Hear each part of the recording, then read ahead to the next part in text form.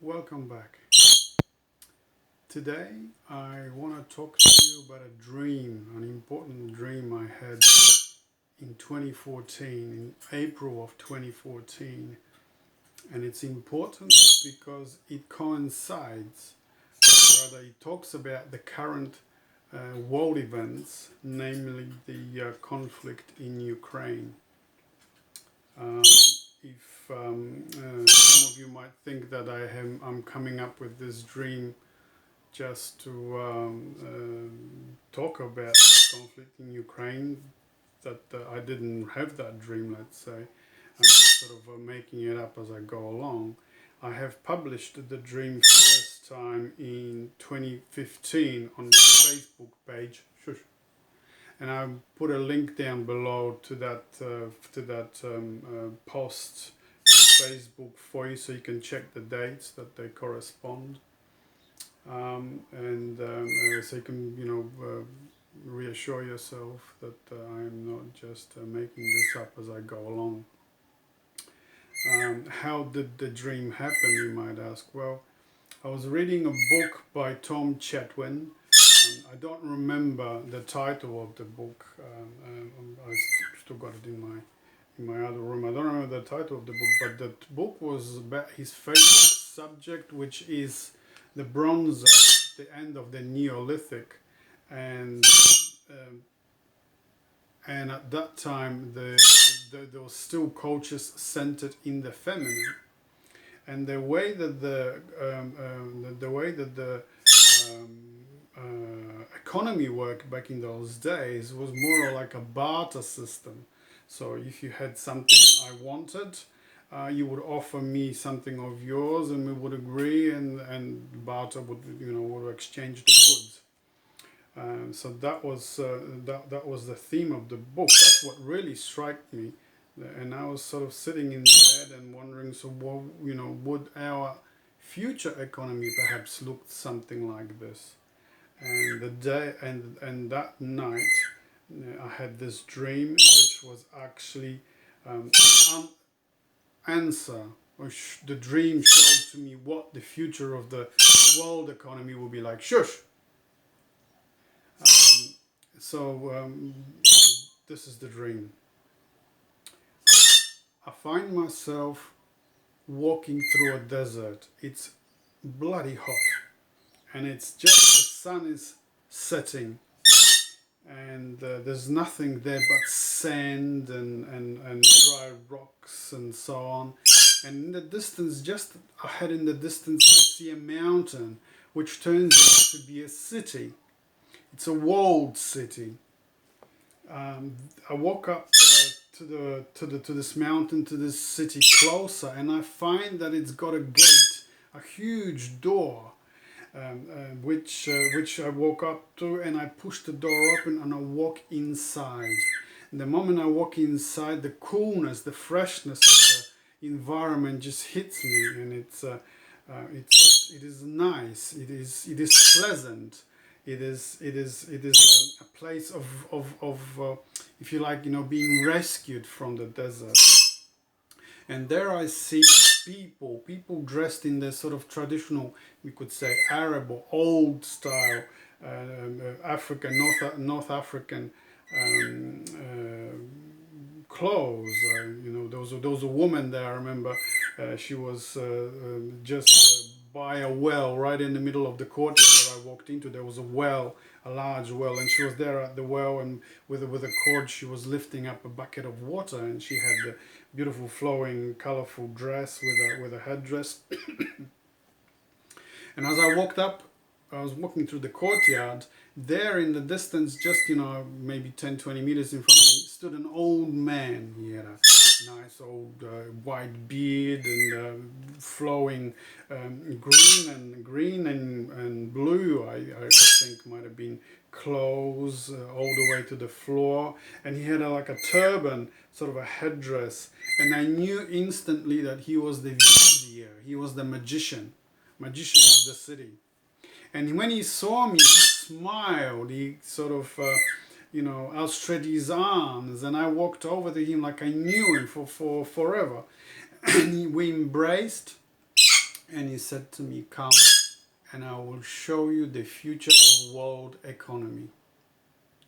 With that, I followed him upstairs, I mean 5 or 6 stone stairs into a corridor. We walked through a corridor, and right on the left there was a small room. And in that small room there was a table. Right in the middle of the room there was a table. I don't remember whether was a wood table or was a stone table.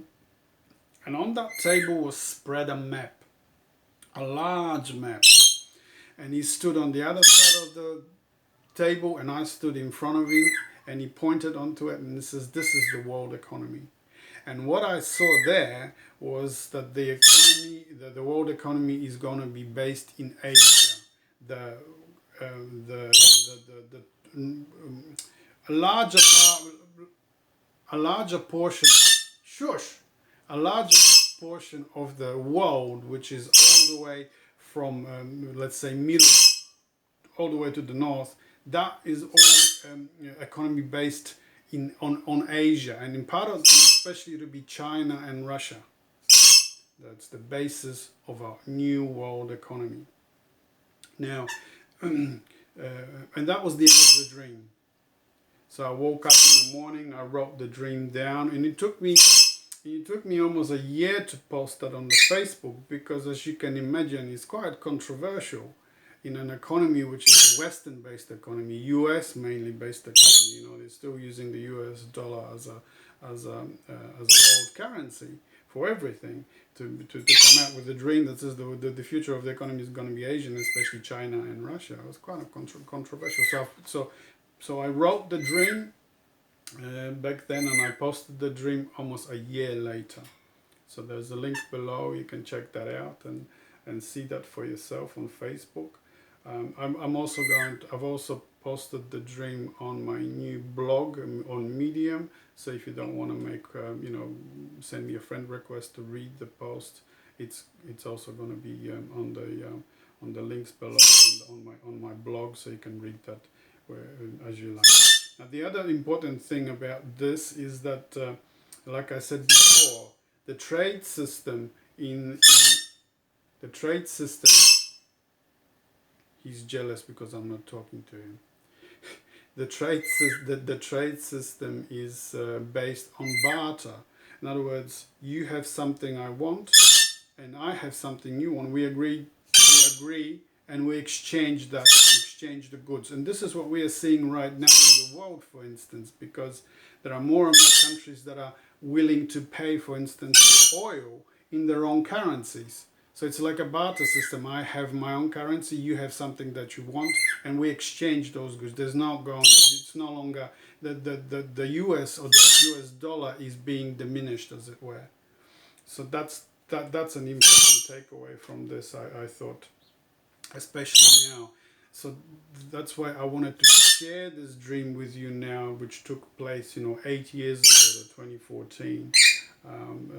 And why is the date 2014 important? I also put a link to that below. Is because in 2014 there was a coup in Ukraine. It was now known as Euro-Maidan. And in Euro-Maidan, the Ukrainian government, that instead of signing an agreement with Europe's wanted to with the West, with European Union, wanted to sign agreement with Russia, was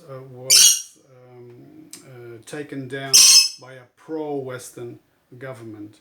And after that, there started a civil war in Ukraine, which has lasted now for over 8 years. It is now coming to an end in Donbass with the help of the Russian forces.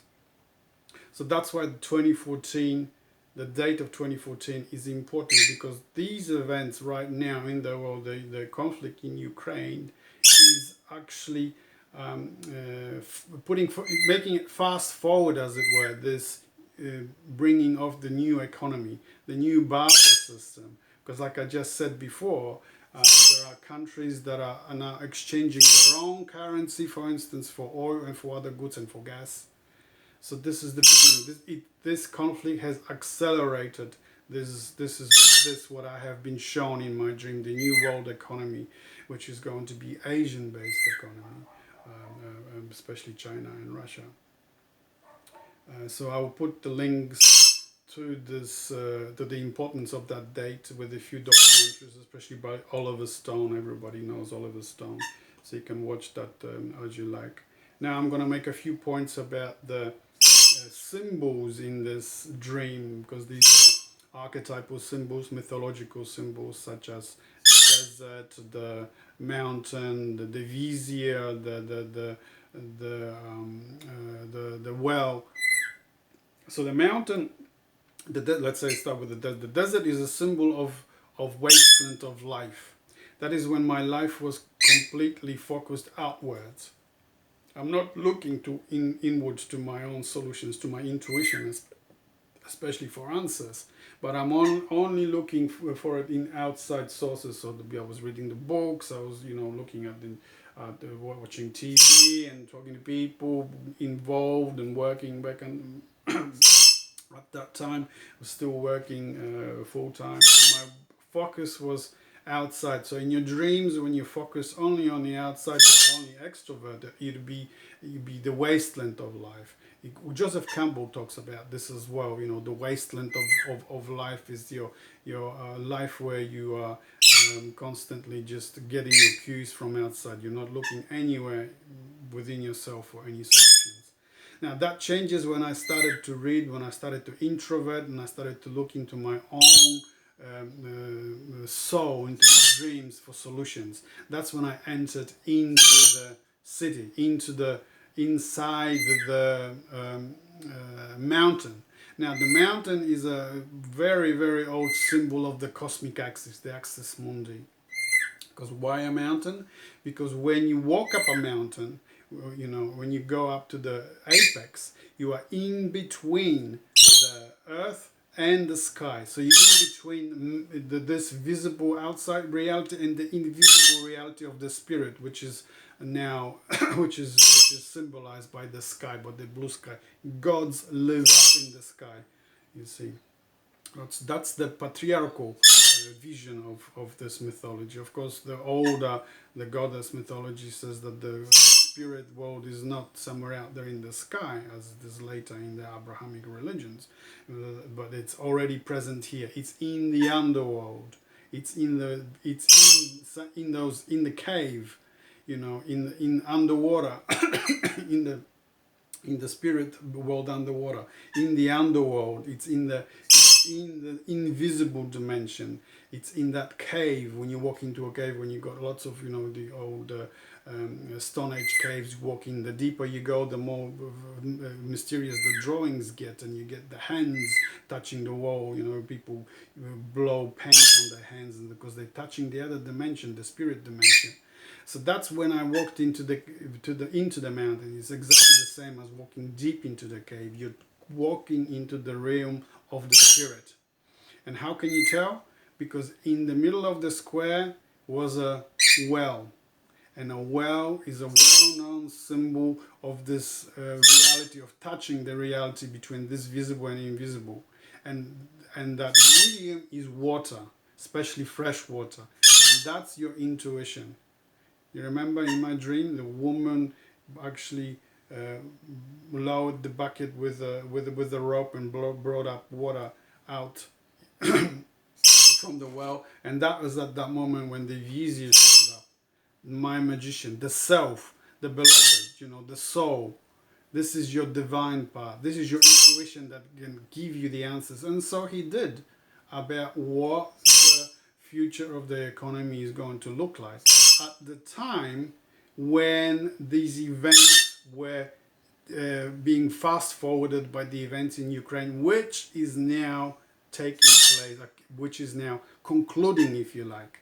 What I dreamed back then is coming into reality in the world as I speak this to you. So these are the archetypal images. You know, you've got the desert, the wasteland of life. You've got the mountain, the axis mundi. You've got the well, which is also the axis mundi, the water that mediates this between spirit and reality, and the Vizia, the old man. Now he has his beard and he's old because he's timeless. He's the eternal part of you. So there's lots of them. I mean, I can speak about the images and the symbols until you get bored. But if anyone has actually read my book, Where We Dream the Single Dream, or has followed my posts on Facebook, especially the longer posts where I explain these symbols, will be familiar with what I'm saying now. So this is really what I wanted to communicate to you today, share with you this really important dream. And like I said, there are links, there's going to be links below this video where you can go and check out the importance of the date of 2014, of what happened in the 2014, and how this is coming to fruition now, the coming to conclusion now with the conflict in Ukraine. There's going to be a link there to my dream, the original dream that I posted in 2015 on my Facebook page. And that's it for now. That's all I really wanted to speak to you today. If you have any questions, I was actually going to mention this. If you have any questions, or you want to know something, or you're not familiar with something, or you have a question for me about whatever it is, dreams, or how to find how to have dreams like what I had, this dream that I've described to you, how to get these answers from within yourself, or you have a dream that you want me to interpret for you, or you know, you want to understand more about the symbols, or how to be creative, even write poetry, because I write a lot of poetry, especially on Facebook.